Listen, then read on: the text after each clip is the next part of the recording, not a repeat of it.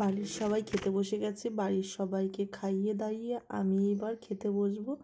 যেহেতু সবার খাওয়া দাওয়া হয়ে গেছে, তো এবার আমাকে খেতে হবে। আর খিদাও পাচ্ছে। তো এখানে আমি ভাত নিয়েছি, কচুরি ভাজা নিয়েছি, আর এখানে মাছের ঝাল নিচ্ছি। আমাদের পুকুরের লেঠা মাছ, শিঙি মাছ, জিওল মাছ আর কি, কই মাছ, তো সেই মাছগুলো আমি নিয়ে নিচ্ছি। তো বেশি নেই, অল্পই আছে, অল্প থেকেই আমি অল্প নিচ্ছি। তো আমার প্রায় নেওয়া হয়ে গেছে। তো এখন আমি একটু মশলা নিয়ে নেব। তো মশলা নিয়ে নিলাম। নিয়ে নেওয়ার পর সব একে একে খাওয়া স্টার্ট করে দেব। ভাতটা মাখিয়ে দিলাম, আর ওইদিকে সব এখনও গল্প করছে, কথা বলছে।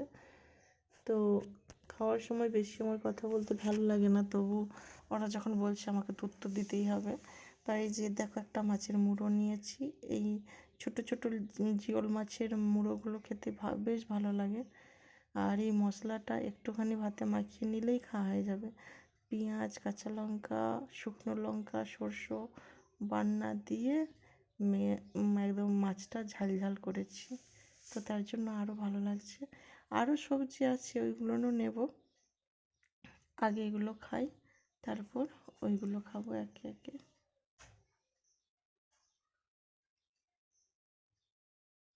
তো ওইদিকে কথা বলছি, এইদিকে ধ্যান দিতে পারছি না। আর আমাদের এখন কারেন্ট নেই, জলেরও খুব অসুবিধা।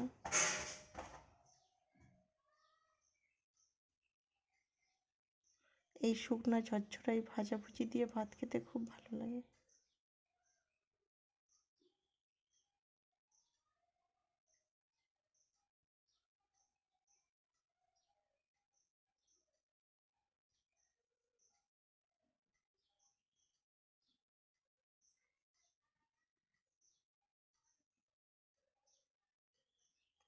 আর এইগুলো আমাদের মাঠের জমির ধান।